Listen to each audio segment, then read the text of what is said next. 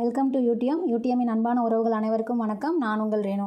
என்னங்க எல்லோரும் எப்படி இருக்கீங்க? நல்லா இருக்கீங்களா? நேற்று நாள் தகவல்கள்லாம் உங்களுக்கு பயனுள்ளதாக இருந்திருக்கும். தொடர்ந்து இன்றைக்கான தகவல்கள் பார்க்கலாமா? அதுக்கு முன்னாடி நம்ம வீடியோவுக்கு லைக் கமெண்ட் பண்ண அனைத்து உறவுகளுக்கும் மிகப்பெரிய நன்றி. அதே மாதிரி நம்ம சேனலுக்கு நீங்கள் கொடுத்துட்டு வர ஒத்துழைப்புக்கும் ஆதரவுக்கும் மிகப்பெரிய நன்றிங்க. தொடர்ந்து நம்ம சேனலை சப்போர்ட் பண்ணுங்கள். மறக்காமல் நம்ம சேனலை சப்ஸ்கிரைப் பண்ணிக்கோங்க. அப்படியே நம்ம வீடியோவுக்கு ஒரு லைக் பட்டன் தட்டிடுங்க. உங்களோட லைக்ஸ் தாங்க என்னோட எனர்ஜி. ஸோ வீடியோ பார்க்குற உறவுகள் மறக்காமல் வீடியோவுக்கு ஒரு லைக் பட்டன் தட்டிடுங்க. நம்ம டெலகிராம் சேனலையும் மறக்காமல் ஜாயின் பண்ணிக்கோங்க. அப்போ தான் நாம் போட நியூஸ் பேப்பர் கட்டிங்லாம் உங்களுக்கு பயனுள்ளதாக இருக்கும். நாங்கள் டெய்லி நியூஸ் பேப்பர் கட்டிங் அதில் போடுவோம். ஸோ அந்த தகவலும் உங்களுக்கு பயனுள்ளதாக இருக்கணுங்கிறதுக்காக தான் டெலகிராம் சேனலில் ஜாயின் பண்ண சொல்கிறேன். ஸோ மறக்காமல் அதில் ஜாயின் பண்ணிக்கோங்க. இன்றைக்கான தகவல்கள் பார்க்கலாம். இன்றைக்கி 29 ஏப்ரல் மாத கடைசிக்கு வந்தாச்சுங்க. ஸோ இன்றைக்கான முதல் கேள்வி, 2024-25 ஆண்டில் சூரிய சக்தி மின் உற்பத்தியில் எந்த மாநிலம் முதலிடத்தில் உள்ளது? ஸோ நமக்கு சோலாரில் பார்த்தீங்க அப்படின்னா ராஜஸ்தான் தான் ஃபஸ்ட் பிளேஸில் இருக்காங்க. Gujarat second place, third place Maharashtra. நாம் பார்த்தீங்க அப்படின்னா தமிழ்நாடு 4th பிளேஸில் இருக்கோம். எவ்வளோ மெகாவாட் நம்ம உற்பத்தி பண்ணியிருக்கோம் அப்படின்னா 10,153.48 மெகாவாட் சூரிய உற்பத்தி பண்ணியிருக்கோம். ஸோ இதனால் நம்ம தமிழ்நாடு பார்த்திங்கன்னா 4th பிளேஸில் இருக்குது. ஸோ நம்ம பார்த்திங்க அப்படின்னா நமக்கு 2024-25 ஆண்டில் இந்த 10,153.48 மெகாவாட் சூரிய சக்தி மின்சாரத்தை உற்பத்தி செஞ்சு அகில இந்திய அளவில் நம்ம தமிழகம் பார்த்திங்கன்னா தொடர்ந்து 4வது இடத்துல இருக்கிறதா சொல்லியிருக்காங்க. நம்ம இது தொடர்ந்து நம்ம 4வது இடத்துல இருக்கோம். ஸோ ராஜஸ்தான் பார்த்திங்க அப்படின்னா 30,359.43 மெகாவாட் சூரிய சக்தி மின் உற்பத்தி செஞ்சு ஃபஸ்ட் பிளேஸில் இருக்காங்க. நமக்கு குஜராத் பார்த்திங்கன்னா 28,286.47 மெகாவாட் உற்பத்தி செஞ்சு அவங்க செகண்ட் பிளேஸில் இருக்காங்க. மகாராஷ்டிரா பார்த்திங்க அப்படின்னா 10,687.27. அவ்வளோதாங்க நமக்கும் மகாராஷ்டிராவுக்கும் வித்தியாசம். ஸோ நம்ம பார்த்திங்க அப்படின்னா 10,687.27 மகாராஷ்டிரா தேர்ட் பிளேஸில் இருக்கிறதா நமக்கு மத்திய எரிசக்தி துறையிலேருந்து தகவல் கொடுத்துருக்காங்க. அவங்க ஒரு இலக்கும் வச்சுருக்கிறாங்க. இந்த நிலையில் பார்த்திங்க அப்படின்னா 2028க்குள்ளே 3 லட்சம் புதிய நுகர்வோரை மத்திய அரசோட சூரிய மின்சக்தி உற்பத்தி திட்டத்தில் சேர்க்கறதுக்காக இலக்கு நிர்ணயிக்கப்பட்டிருக்கிறதா சொல்லியிருக்காங்க. 2028க்குள்ளார 3 லட்சம் புதிய நுகர்வோரை இந்த திட்டத்தின் கீழே, சோலார் திட்டத்தின் கீழே சேர்க்கறதுக்கு இலக்கு நிர்ணயிக்கப்பட்டிருக்கிறதா சொல்லியிருக்காங்க. நெக்ஸ்ட்டு, அக்டோபர் 2024 திறக்கப்பட்ட கலைஞர் நூற்றாண்டு புதிய பூங்கா எந்த காரணங்களால் பார்வையாளர்களை ஈர்க்கிறது? ஸோ நமக்கு பார்த்தீங்க அப்படின்னா அங்கே இருக்கிற 500 மீட்டர் ஜிப்லைன் மற்றும் தாவரவியல் அம்சங்கள் இருக்கிறதுனால இப்போ லேட்டஸ்ட்டாக பார்த்திங்கன்னா அந்த நம்ம பூங்கா பார்த்திங்கன்னா ரொம்ப ஈர்க்கப்பட்டிருக்கு பார்வையாளர்களால். அவங்க அதிக அளவு அதை யூஸ் பண்ண ஆரம்பிச்சிட்டாங்க அப்படிங்கிறதுக்காக இது செய்திகளில் பார்த்தோம். ஸோ அதுக்காக நம்ம எடுத்திருக்கோம். ஸோ எதுக்காக அவங்களுக்கு அந்த இது ஈர்க்கப்பட்டிருக்கு அப்படின்னா அந்த 500 மீட்டர் ஜிப்லைன் அந்த இது இருக்கு இல்லையா இந்த கேமு, ஸோ அதுக்காகவும் தாவரவியல் அம்சங்கள் இருக்கிறதுக்காகவும் இது ரொம்ப பார்வையாளர்கள் அங்கே ஈர்க்கப்பட்டு அதிக அளவில் போகிறாங்க அப்படிங்கிறதுக்காக நாம் பார்க்குறோம். ஸோ நம்ம இந்த பூங்கா பார்த்திங்க அப்படின்னா நமக்கு சென்னையில் கதீட்ரல் சாலையில் அமைஞ்சிருக்கு. கலைஞர் நூற்றாண்டு பூங்கா பார்த்திங்க அப்படின்னா சென்னையில் கதீட்ரல் சாலையில் அமைந்துள்ள 6.09 ஏக்கர் பரப்பில் அமைஞ்சிருக்கிறதா சொல்லியிருக்காங்க. இது எவ்வளோ ஏக்கர் பரப்பில் இருக்குன்னா 6.09 ஏக்கர் பரப்பில் இருக்குது. சென்னை கதீட்ரல் சாலையில் இருக்குது. ஸோ இந்த பூங்கா பார்த்திங்க அப்படின்னா நம்ம முன்னாள் முதல்வர் கருணாநிதி அவர்களோட நூற்றாண்டுகளை கொண்டாடும் வகையில் நிறுவப்பட்டிருக்கிறதாகவும் 46 கோடி செலவில் இந்த பூங்கா உருவாக்கப்பட்டிருக்கிறதாகவும் சொல்லியிருக்காங்க. ஸோ இதில் பார்த்திங்க அப்படின்னா நமக்கு இந்த பூங்காவில் ஜிப்லைன், பறவைகள் கூடம், கண்ணாடி வீடு, ஆர்கிடேரியம், ஒரு தோட்டக்கலை அருங்காட்சியகம், இந்த மாதிரி பல்வேறு அம்சங்கள் அங்கே இருக்கிறதாகவும் சொல்லியிருக்காங்க. ஸோ அதிக அளவில் ஈர்க்கப்பட்ட இந்த ஜிப்லைனால் தான் நாம் இந்த விஷயத்தை பார்க்குறோம். நெக்ஸ்ட்டு, கடந்த ஆண்டு பிப்ரவரி 7, 2024 அடிக்கல் நாட்டப்பட்டு அவங்க அக்டோபர் 2024 திறந்துட்டாங்க இந்த பூங்காவை. நெக்ஸ்ட் கொஸ்டின் பார்த்திங்கன்னா, கல்லாபு சஜிபா ஆற்றங்கரை சாலை திட்டம் எந்த மாநில ஆற்றங்கரையில் உருவாக்கப்படும்? நமக்கு பார்த்திங்க அப்படின்னா இது கர்நாடகா தான் ஆன்சர். ஸோ கல்லாபு சஜிபா அப்படிங்கிற ஆற்றங்கரை நமக்கு அந்த திட்டம் பார்த்திங்க அப்படின்னா கர்நாடகா மாநிலத்தோடது அப்படிங்கிறது ஞாபகம் இருக்கணும். ஸோ இது டைரெக்டாக கர்நாடகமாலாம் கேட்க மாட்டாங்க. இந்த கல்லாபு சஜிபா ஆற்றங்கரை பற்றி நம்ம எங்கே இருக்குதுன்னு கேட்டோம்னா நமக்கு கர்நாடகா அப்படிங்கிற மாதிரி தெரிஞ்சிருக்கணுங்கிறதுக்காக தான் இந்த கொஷின் எடுத்திருக்கோம் நம்ம. ஸோ இது பார்த்திங்க அப்படின்னா அங்கே மங்களூரில் இருக்குது. இந்த கர்நாடகாவில் இருக்கிற மங்களூரில் தான் இந்த கல்லாபு சஜீபா ஆற்றங்கரை இருக்குது. ஸோ அங்கே இருக்கிற அந்த சுற்றியுள்ள பகுதி மக்களுக்கு வந்து போக்குவரத்து வசதிக்காக இந்த ஆற்றங்கரையில் இந்த பாலம் கட்டப்படுறதா சொல்லியிருக்காங்க.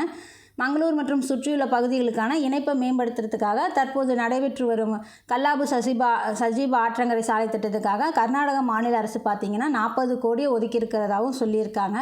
ஸோ இந்த நிதி பார்த்திங்க அப்படின்னா அந்த அனுமதிக்கப்பட்ட தொகை மொத்தமாக 160 கோடி அந்த நிதி ஒதுக்கியிருக்காங்க. இப்போ பார்த்திங்க அப்படின்னா இவங்களுக்கு இது வரைக்கும் 55 கோடி செலவு பண்ணியிருக்கிறதா சொல்லியிருக்காங்க. இந்த 160 கோடியில் 55 கோடி அப்படிங்கிறது 25% கொடுக்கப்பட்டிருக்கிறதாகவும் சொல்லியிருக்காங்க. இந்த திட்டத்தோட மேம்பாடு பார்த்திங்கன்னா நேத்ராவதி ஆற்றங்கரையில் கட்டங்கட்டமாக, அதாவது இப்போ டோட்டலாக இல்லாமல் அப்படி கொஞ்சம் கொஞ்சமாக ஒவ்வொரு ஸ்டெப் பை ஸ்டெப்பாக இது கட்டப்பட்டுட்டு வருதுன்னு சொல்லியிருக்காங்க. ஸோ நம்ம இதிலேருந்து தெரிஞ்சுக்கிட்ட விஷயம், கர்நாடகா மாநிலத்தில் இருக்கிற மங்களூரில் கல்லாபு சஜீபா ஆற்றங்கரையில் ஒரு பாலம் கட்ட போகிறாங்க அப்படிங்கிறத நாம் பார்க்குறோம். சாலை திட்டம் அதன் வழியாக போகும்போது நமக்கு வந்து அந்த ஊர் வந்து இந்த தொழில் ரீதியாக முன்னேற்றம் அடையும். ஸ்கூலு, காலேஜு, ஹாஸ்பிட்டல் போகிறதுக்கு வசதியாக இருக்கும். ஸோ அதுக்காக வந்து அந்த இதை சொல்லியிருக்காங்க. நமக்கு இது வந்து மங்களூரில் இருக்குது, கர்நாடகாவில். நெக்ஸ்ட்டு, இஸ்ரோ எந்த திட்டத்தில் செமி கிரையோஜெனிக் இயந்திரத்தின் வெப்ப சோதனையை வெற்றிகரமாக நடத்தியது? இஸ்ரோ எந்த இடத்தில் திட்டத்தில்னு சொல்லிட்டேன். ஸோ இஸ்ரோ எந்த இடத்தில் செமி கிரையோஜெனிக் இயந்திரத்தின் வெப்ப சோதனையை வெற்றிகரமாக நடத்தியது? நமக்கு பார்த்திங்கன்னா மகேந்திரகிரியில் இருக்கிற இஸ்ரோவோட ரிசர்ச் சென்டரில் தான் பார்த்திங்கன்னா இது நடந்திருக்கு. ஸோ இது வெற்றிகரமாக நடந்துருச்சு அப்படிங்கிறதுக்காக பார்க்குறோம். ஸோ இந்திய விண்வெளி ஆராய்ச்சி நிறுவனம்னு சொல்லுவோம் இஸ்ரோ. ஸோ சமீபத்தில் தமிழ்நாட்டோட மகேந்திரகிரியில் இருக்கிற இஸ்ரோ உந்து விசை வளாகத்தில் மகேந்திரகிரியில் தான் இஸ்ரோவோட உந்துவிசை வளாகம் இருக்குது. ஸோ அங்கே தான் என்ஜின் சம்மந்தப்பட்ட சோதனைகள்லாம் நடத்தப்படும். ஸோ இப்போ பார்த்திங்கன்னா இது 2வது டைமாக நடத்தி சக்ஸஸ் பண்ணியிருக்காங்க. ஸோ இந்த இஸ்ரோவோட உந்து விசை வளாகத்தில் இங்கிலீஷில் சொல்ல போது IPRCன்னு சொல்லுவோம். ஸோ இந்த உந்து விசை வளாகத்தில் அதனோட செமி கிரையோஜெனிக் இயந்திரத்தின் குறுகிய கால வெப்ப சோதனை வெற்றிகரமாக நடத்தியிருக்காங்க. என்ன சோதனை நடத்தப்பட்டிருக்கு அப்படின்னா குறுகிய கால வெப்ப சோதனை நடத்தப்பட்டிருக்கு. எங்கே நடத்தப்பட்டிருக்கு அப்படின்னா நமக்கு மகேந்திரகிரியில் இருக்கிற இஸ்ரோ உந்து விசை வளாகத்தில் நடத்தப்பட்டிருக்கு. நம்ம தமிழ்நாட்டில் தான் மகேந்திரகிரி இருக்குது, உங்களுக்கு தெரியும். ஸோ உந்து விசை தொழில்நுட்பத்தோட திருப்பு முனையாக இது பார்க்கப்படுதுன்னு சொல்லியிருக்காங்க. இது எதுக்காக அப்படின்னா எதிர்கால ஏவுகணை வாகன பயணங்களுக்கு தேவையான முக்கியமான இயந்திர அமைப்புகளையும் இது உறுதிப்படுத்தியிருக்கிறதா சொல்லியிருக்காங்க. இந்த உந்து விசை சோதனை பார்த்திங்கன்னா குறுகிய கால வெப்ப சோதனை, அதுதான் முக்கியம். ஸோ நெக்ஸ்ட்டு,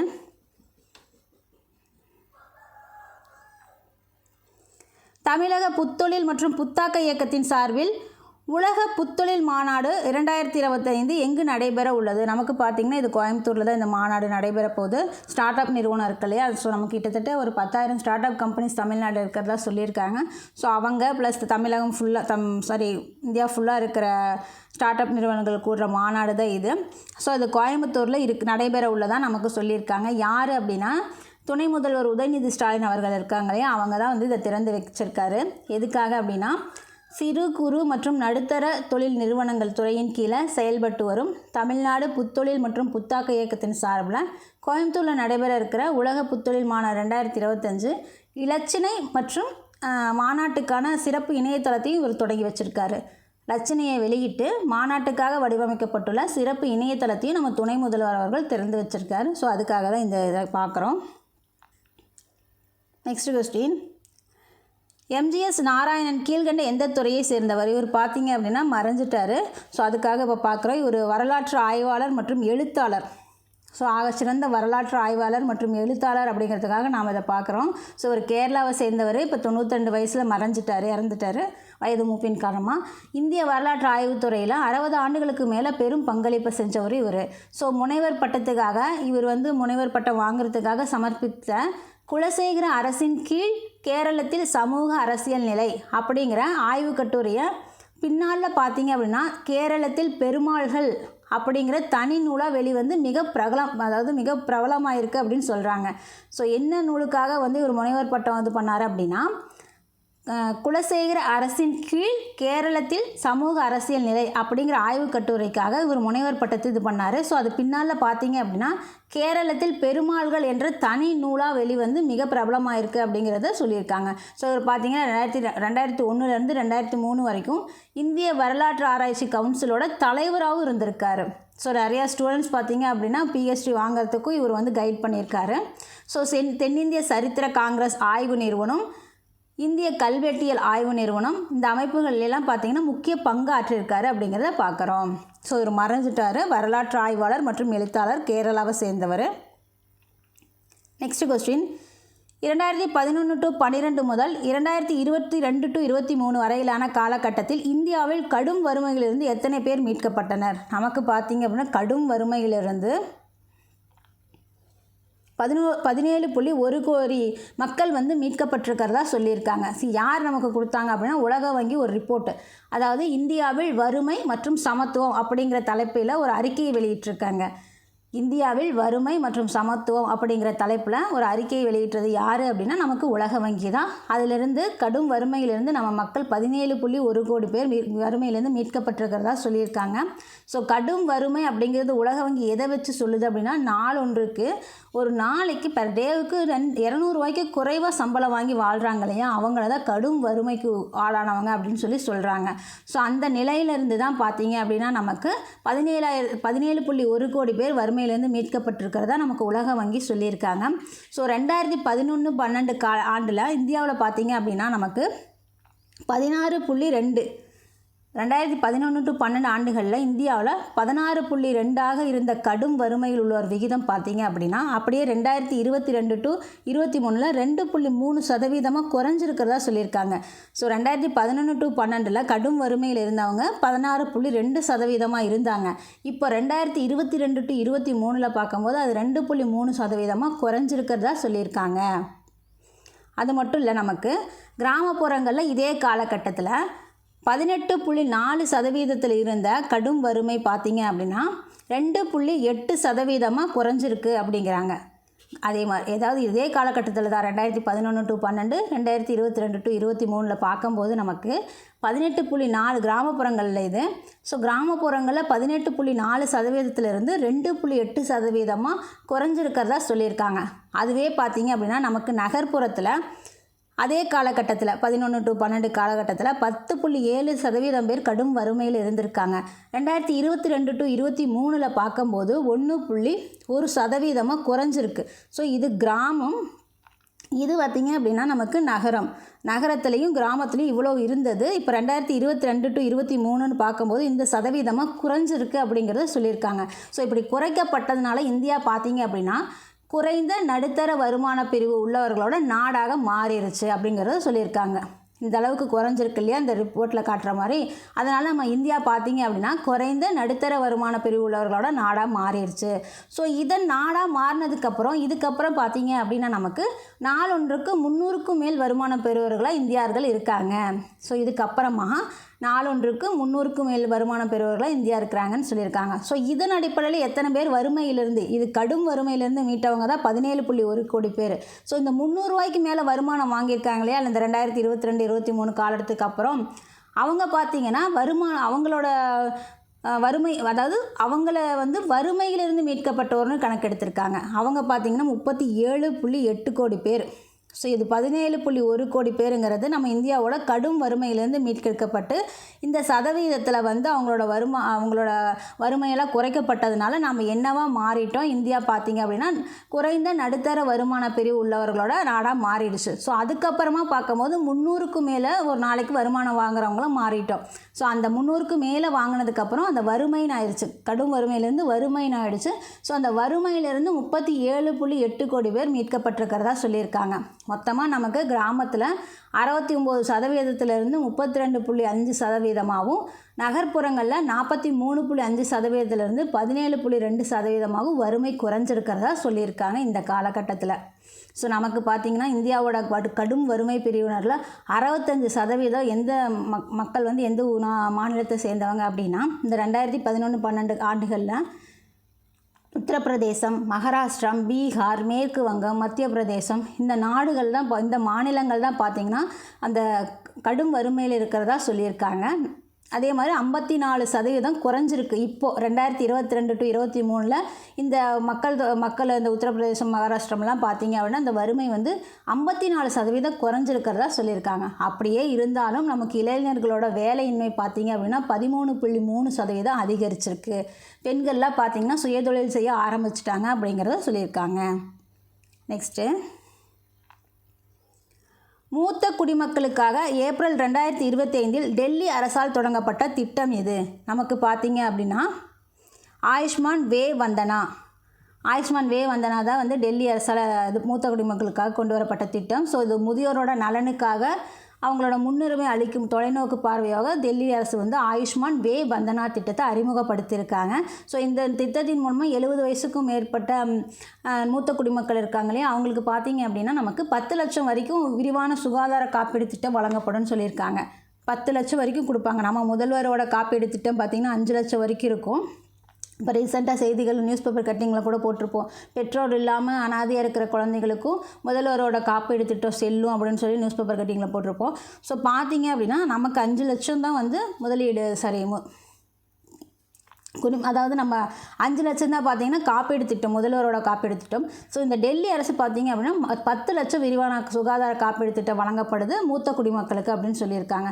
ஸோ இந்த 10 லட்சத்தில் மத்திய அரசு 5 லட்சம் கொடுக்கும், டெல்லி அரசு 5 லட்சம் கொடுக்கும் அப்படிங்கிறதையும் சொல்லியிருக்காங்க. ஸோ மூத்த குடிமக்களோட கண்ணியம், அவங்களோட பராமரிப்பு இதுக்காக இந்த திட்டம் கொண்டு வரப்பட்டிருக்கு அப்படிங்கிறத நாம் பார்க்குறோம். நெக்ஸ்ட்டு,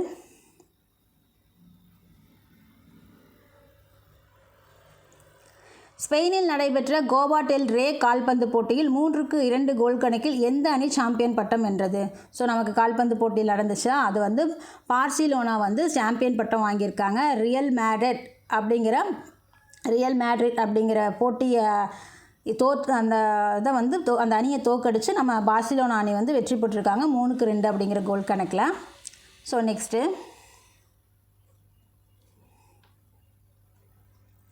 சாசேத் செயலி. ஸோ சாசேத் செயலி எந்த தொழில்நுட்ப நெறிமுறையின் அடிப்படையில் செயல்படுகிறது? நமக்கு பார்த்திங்கன்னா காமன் அலர்ட்டிங் புரோட்டோகால் இந்த நெறிமுறையின் அடிப்படையில் தான் வந்து இது செயல்படுது அப்படின்னு சொல்கிறாங்க. இந்த தொழில்நுட்பத்தின் அடிப்படையில் தான் இந்த சாசேத் செயலி செயல்படுது. ஸோ சாசேத் செயலி அப்படின்னா நமக்கு தேசிய பேரிடர் மேலாண்மை ஆணையத்தால் தொடங்கப்பட்ட ஒரு விஷயம். இந்த செயலி பார்த்திங்க அப்படின்னா தொடங்கிய நிறுவனம் நமக்கு NDMA தான். ஸோ தேசிய பேரிடர் மேலாண்மை ஆணையம் தமிழில். ஸோ இது பார்த்திங்கன்னா பல்வேறு பேரிடர்கள் குறித்த நிகழ்நேர அந்த கரண்ட் டைமில் என்ன நடக்குது, எந்த மாநிலத்தில் என்ன பிரச்சனை வரப்போகுது அப்படிங்கிறத சொல்கிறதுக்காக இந்த செயலி வடிவமைக்கப்பட்டிருக்கு. நம்ம NDMAவால் வடிவமைக்கப்பட்டிருக்கு. ஸோ செயலியோட முதன்மையான நோக்கமே பார்த்திங்க அப்படின்னா பேரிடர்களுக்கான தயார் நிலையை மேம்படுத்துவது. முன்கூட்டியே சொல்லும்போது தான் அங்கே முன்கூட்டியே அந்த பாதுகாப்பெல்லாம் பண்ண முடியும் இல்லையா? ஸோ அதுக்கான செயலி தான் இந்த செயலி. ஸோ இதில் பார்த்தீங்க அப்படின்னா அந்தந்த பகுதியில் சாசேட் செயலி பார்த்தீங்க அப்படின்னா பயனரோட இருப்பிடத்தில் அந்த நேரத்துக்கேற்ப அறிவிப்பு வழங்குறதாகவும் சொல்லியிருக்காங்க. அவங்க இருக்கிற இடத்துல என்னென்ன பிரச்சனை வரும் அப்படிங்கிறத இந்த ஆப் மூலிமா தெரிஞ்சுக்கலாம் அப்படிங்கிறத சொல்லியிருக்காங்க. பெரும்பாலும் வெள்ளம், சூறாவளி, நிலச்சரிவு, சுனாமி, காட்டுத்தீ இந்த மாதிரி பேரிடர்கள் தான் இந்த ஆப் வச்சுருக்கிறதா சொல்லியிருக்காங்க. ஸோ இது நமக்கு ஏன் இப்போ பார்க்குறோம் அப்படின்னா நமக்கு பிரதமர் நரேந்திர மோடி வந்து மாத கடைசி ஆயிடுச்சு இல்லையா, மன் கி பாத் சொல்லுவார் இல்லையா உரையில். ஸோ அதில் சொல்லியிருக்காரு. ஸோ அவர் ஏதாவது சொன்னாவே நமக்கு கொஷினாக வந்துடும். அதனால தான் நம்ம பார்க்குறோம் இப்போது. ஸோ பிரதமர் நரேந்திர மோடியோட ஏப்ரல் மந்த் உரையாடலில், மன் கி பாத் உரையாடலில் தான் இது சொல்லியிருக்காரு. ஸோ அவர் அதை மட்டும் சொல்லலை, தாயின் பெயரில் மரம் நடும் திட்டம் அது வந்து கடந்த ஆண்டு ஜூன் மாதம் 5ஆம் தேதி உலக சுற்றுச்சூழல் தினத்தன்னைக்கு கொண்டு வந்தார். ஸோ ஒவ்வொருத்தரும் அவங்களோட தாயின் பெயரில் மரம் நடணும் அப்படிங்கிறதுக்காக இந்த திட்டம். இப்போ ரீசெண்டாக மொரிஷியஸில் போய் அவர் ஒரு மரம் நட்டு வச்சுட்டு வந்தாருன்னு கூட நாம் பார்த்துருப்போம். ஸோ அப்படி பார்க்கும்போது நமக்கு 140 கோடிக்கும் மேற்பட்ட மரங்கள் வந்து இது வரைக்கும் நடப்பட்டிருக்கு. ஜூன் 5 கடந்த ஆண்டு ஜூன் 5 2024 ஜூன் 5 பார்த்திங்கன்னா உலக சுற்றுச்சூழல் தினம் இருக்கும். ஸோ அந்த நாளில் தான் இதை தொடங்கியிருந்தார் மரம் நடும் திட்டம் தாயின் பெயரில். அது இப்போ பார்த்திங்கன்னா 140 கோடிக்கும் மேற்பட்ட மரங்கள் வந்து நிறைவடைஞ்சிருச்சு அப்படிங்கிறதுக்காக சொல்லியிருக்காரு. ஸோ இந்தியாவில் தயாரிப்போம் மேக் இன் இந்தியா திட்டத்தை இயக்கிறதுக்கும் ஊக்குவிக்கிறதுக்கும் இளைஞர்களுக்கு உலக தரத்திலான பொருள்களை உருவாக்குறதுக்கும் வாய்ப்பை ஏற்படுத்தி தரும் வகையில் மத்திய பட்ஜெட்டில் உற்பத்தி துறை இயக்கம், அதாவது உற்பத்தி துறை இயக்கம் எதுக்காக அப்படின்னா நமக்கு இந்தியாவில் தயாரிப்போம்னு சொல்லுவோம் இல்லையா, மேக் இன் இந்தியா. ஸோ அந்த இயக்கத்தை ஊக்குவிக்கிறதுக்காகவும் இளைஞர்களை உலகத்தரத்திலான பொருள்களை உருவாக்குறதுக்கு அவங்களுக்கு ஒரு வாய்ப்பை ஏற்படுத்தி தரதுக்காகவும் நம்ம மத்திய பட்ஜெட்டில் பார்த்தீங்க அப்படின்னா உற்பத்தி துறை இயக்கம் அப்படிங்கிற திட்டத்தை நம்ம மத்திய அரசு அறிவிச்சிருக்காங்க அப்படிங்கிறதையும் சொல்லியிருக்காரு.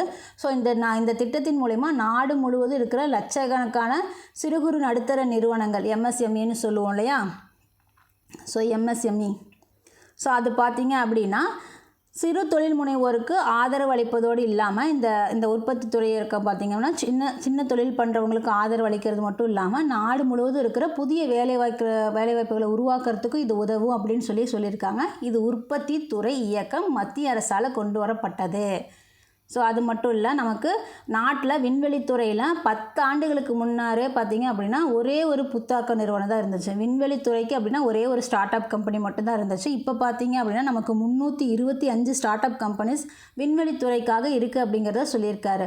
அப்புறம் நம்ம கொடைக்கானலில் இருக்கிற லிச்சி பழ சாகுபடியை மேற்கொண்டு வரும் விவசாயிக்கு பிரதமர் மோடி அவர்கள் பாராட்டு தெரிவிச்சிருக்காரு. அது ஏங்க அப்படின்னு சொன்னோம்னா, லிச்சி பழ சாகுபடியில் இங்கே தமிழ்நாட்டு மண்ணில் வைக்க முடியாதுங்க.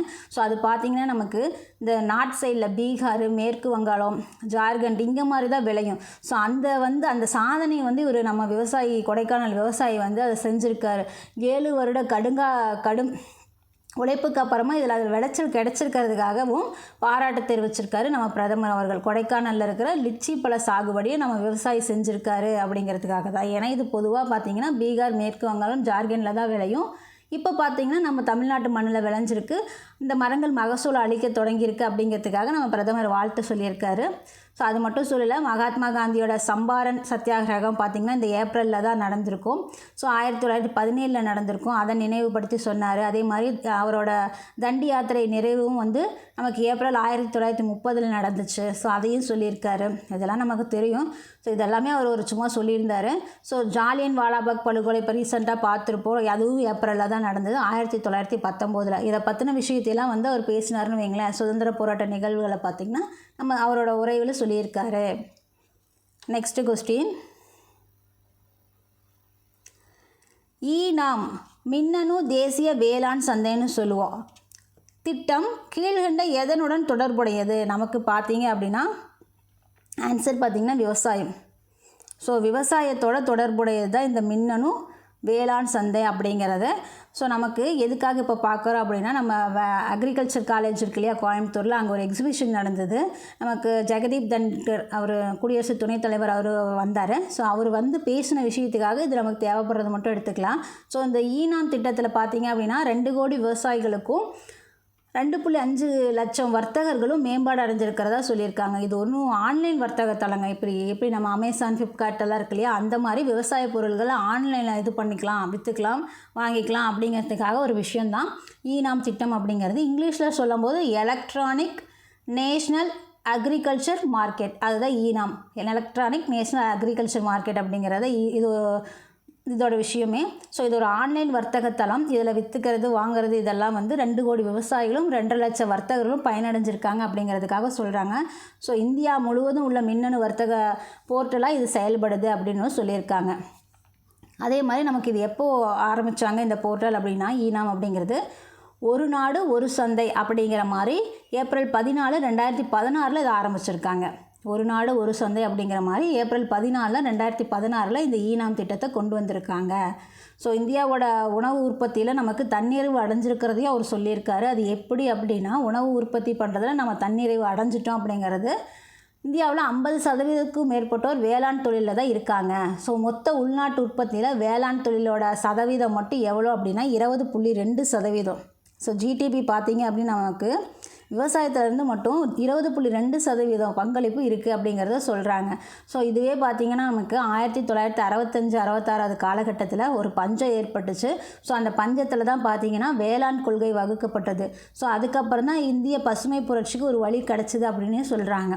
ஸோ 1965-66 ஆண்டுகளில் பஞ்ச நிலை ஏற்பட்டதுனால வேளாண் கொள்கை வகுக்கப்பட்டு இந்தியா பார்த்திங்க அப்படின்னா பசுமை புரட்சிக்கு வழிவகுத்தது. ஸோ 1948 ஒரு ஹெக்டேர் நிலத்துக்கு 0.8 டன் கோதுமை உற்பத்தி ஆகி வந்த நிலையில் 1948லேங்க ஒரு ஹெக்டேர் நிலத்துக்கு 0.8 டன் கோதுமை தான் உற்பத்தி ஆகிட்டு இருந்துச்சு. ஸோ அதே 1975 பார்க்கும்போது அதே நிலப்பரப்பில் 4.8 டன் கோதுமையை உற்பத்தி செஞ்சு பசுமை புரட்சியில் ஒரு பசுமையில் ஒரு புரட்சியாக நிறுத்தி காட்டியிருக்கோம். எப்படி பார்த்திங்களா, நமக்கு 1948 பார்த்திங்கன்னா ஒரு ஹெக்டேர் நிலத்துக்கு 0.8 டன் கோதுமை தான் உற்பத்தி ஆகிருக்கு. அதுவே 1975 அதே ஹெக்டருக்கு ஒரு ஹெக்டருக்கு 4.8 டன் கோதுமையை உற்பத்தி பண்ணியிருக்கோம். ஸோ அதன் மூலிமா நம்ம இந்தியா பார்த்திங்க அப்படின்னா நமக்கு உணவு உற்பத்தியில் தன்னிறைவு அடைஞ்சிருக்கிறதா சொல்லியிருக்காரு இவர், குடியரசு துணைத் தலைவர் சொல்லியிருக்காரு. ஸோ நமக்கு பசுமை புரட்சிக்கு வித்திட்டவர் அப்படிங்கிறவர் யார்? டாக்டர் MS சுவாமிநாதன் அவர்கள். ஸோ இவர் அந்த காலேஜோட ஸ்டூடெண்ட்டும் கூட. பாரத ரத்னா அவார்டு இவர் வாங்கியிருக்காரு, டாக்டர் MS சுவாமிநாதன் அவர்கள். ஸோ அதுக்காக இவர் சொன்ன முக்கியமான விஷயத்தை மட்டும் நாம் எடுத்துக்கலாம். நெக்ஸ்ட்டு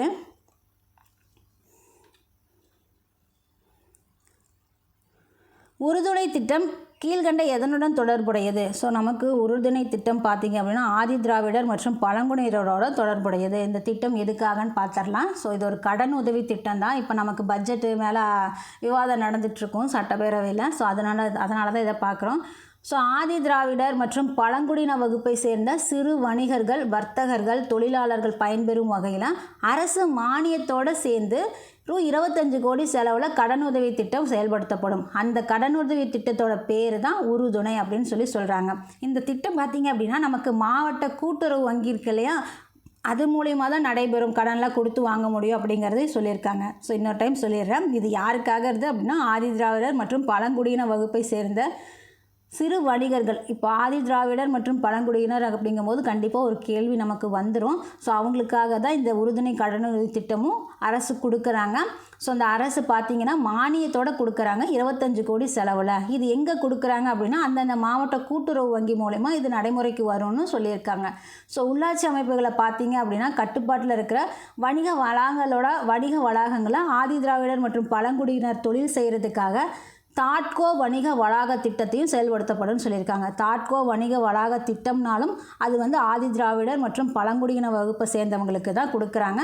உறுதுணை கடனுதவி திட்டம்னாலும் ஆதி திராவிடர் மற்றும் பழங்குடியின வகுப்பை சேர்ந்தவங்களுக்கு தான் கொடுக்குறாங்க அப்படிங்கிறத பார்க்குறோம். ஸோ அது உறுதுணை கடனுதவி திட்டத்துக்கு 25 கோடி செலவில் மானியத்தோடு கொடுக்குறாங்க கடனுதவி. இது பார்த்திங்க அப்படின்னா அந்த உள்ளாட்சி அமைப்புகளோட கட்டுப்பாட்டில் இருக்கு இல்லையா அந்த வணிக வளாகங்கள். ஸோ அதுக்கு தொழில் செய்வதற்கு இவங்களை தொழில் செய்கிறதுக்காக தாட்கோ வணிக வளாக திட்டம் செயல்படுத்தப்படும்னு சொல்லியிருக்காங்க. நெக்ஸ்ட்டு நேற்று மேட்ச் பார்த்துருப்பீங்களா அப்படின்னு தெரியல. சரி, மேட்ச் பார்க்குற டைமும் கிடையாது, இது நமக்கு டைம் ரொம்ப கம்மியாக இருக்குது, இருந்தாலும் சொல்லிடுறேன். ஸோ நேற்று பார்த்தீங்க அப்படின்னா வைபவ் சூரியவன்சி எந்த வயதில் ஐபிஎல் வரலாற்றில் 2வது வேகமான சதத்தை அடித்தார்? ஸோ நமக்கு பார்த்தீங்கன்னா வைபவ் சூரியவன்சி கேள்விப்பட்டிருப்போம். இந்த பையனை பார்த்தீங்க அப்படின்னா 14 வருஷம் தான். ஸோ எக்ஸாக்டாக 14 வருஷம் 32 நாள் ஆன அந்த பையன் பார்த்தீங்க அப்படின்னா 2வது வேகமான சதத்தை அடித்தார் அப்படிங்கிறதுக்காக பார்க்குறோம். ஸோ வைபவ் சூரியவன்சி எந்த வயதில் ஐபிஎல் வரலாற்றிலேயே 2வது வேகமான சதத்தை அடித்தார் அப்படின்னா 14 years and 32 days அவர் அடிச்சிருக்காரு. ஸோ பார்க்கும்போது நமக்கு 3வது ஐபிஎல் போட்டி இது அவருக்கு. ஸோ வைபவ் சூரியவன்சி பார்த்திங்கன்னா 35 பந்துகளில் சதம் அடிச்சிருக்காரு அப்படிங்கிறத பார்க்குறோம். 35 பந்து தாங்க அந்த பையன் அடிக்கும்போது. ஸோ அதில் சதம் அடிச்சிட்டாரு. அதுவே பார்த்திங்கன்னா அரசதம் பார்த்திங்கன்னா 17 பந்துலேயே அரசதமும் அடிச்சிட்டாரு. 35 வயசில் முழு சதத்தையும் 35 பாலில் முழு சதத்தையும் அடிச்சிட்டாரு அப்படிங்கிறத பார்க்குறோம். ஸோ இது 3வது ஐபிஎல் போட்டியில் இவருக்கு நடந்திருக்கு. 35 பந்துகளில் சதம் அடித்து சாதனை பண்ணிட்டாரு. ஸோ ஐபிஎல்லில் வேகமாக சதம் அடித்த வீரர்கள் பட்டியலில் கிறிஸ் கெயில் இருக்கார் இல்லையா, அவருக்கு அடுத்தபடியாக 2வது இடத்தை பிடிச்சவர் இவர் தான். ஸோ வைபவ் பார்த்திங்கன்னா தனது அற்புதமான ஆட்டத்தால் யூசுப் பதான் பார்த்திங்கன்னா 37 பந்துகளில் சதம் அடிச்சிருப்பார். அபிஷேக் சர்மா பார்த்திங்கன்னா 40 பந்துகளில் சதம் அடிச்சிருப்பார். இவர் அவங்களை எல்லாம் முந்தி 35 பந்துகளில் சதம் அடிச்சிருக்கிறதுக்காக இவரை நாம் பார்க்குறோம். ஸோ பார்த்திங்கன்னா இவர் ராஜஸ்தான் ராயல்ஸ் மற்றும் குஜராத் டைட்டன்ஸ் இடையேயான ஐபிஎல் 2025 போட்டியின் போது T20 கிரிக்கெட்டில் அரை சதம் அடித்த இளைய வீரர் அப்படிங்கிற பெருமையை வைபவ் சூரியவன்சி பெற்றிருக்காரு. ஸோ இவரை 1 கோடி கொடுத்து ஏலத்தில் எடுத்திருப்பாங்க அப்படிங்கிற மாதிரி பார்த்துருப்போம். ஸோ பார்த்தீங்க அப்படின்னா இவர் மார்ச் 27 பிறந்தவர் 2011. ஸோ ஒரு இந்திய கிரிக்கெட் வீரர். அவர் உள்நாட்டு கிரிக்கெட்டில் பீகார் மற்றும் இந்தியன் பிரீமியர் லீக்கில் ராஜஸ்தான் ராயல் அணிக்காக விளையாடுறாரு. ஸோ இடது கை பேட்ஸ்மேன் இவர். ஸோ ஜனவரி 24 தான் தனது முதல் தர போட்டியில் அறிமுகமாயிருக்காரு. நெக்ஸ்ட்டு, சர்வதேச நடன தினம் எப்போது அனுசரிக்கப்படுகிறது? டான்ஸ் டே. நமக்கு இன்டர்நேஷ்னல் டான்ஸ் டே பார்த்திங்கன்னா ஏப்ரல் 29 அனுசரிக்கப்படுது அப்படிங்கிறத பார்க்குறோம். ஸோ இது பார்த்திங்க அப்படின்னா ஆண்டுதோறும் ஏப்ரல் 29 பாலோ அப்படிங்கிற நடனம். நம்ம வீடியோஸில் நிறைய பார்த்துருப்போங்க. அது அப்படியே அந்த ஸ்டிஃபாக இருக்கும், இந்த கை காலெல்லாம் ஸ்டிஃபாக நீட்டிக்கிட்டு குட்டைப்பாவாடை மாதிரி போட்டுக்கிட்டு அந்த பெருவிரல் மட்டும் 2 மட்டும் நிலத்தில் ஊனி அந்த மாதிரி டான்ஸ் ஆடுவாங்கன்னு பார்த்துருப்போம். அந்த டான்ஸ் தான் இது. ஸோ அதோட இதுக்காக தான் பார்க்குறோம். ஸோ அந்த டான்ஸ் பார்த்தீங்க அப்படின்னா ஜூன் ஜார்ஜஸ் நோவேரின் அப்படிங்கிறவர் தான் உருவாக்குனார். ஜூன் ஜார்ஜஸ் நோவேரின் அப்படிங்கிறவர் உருவாக்குனார். ஸோ அவரோட பிறந்த நாள் தான் ஏப்ரல் 29.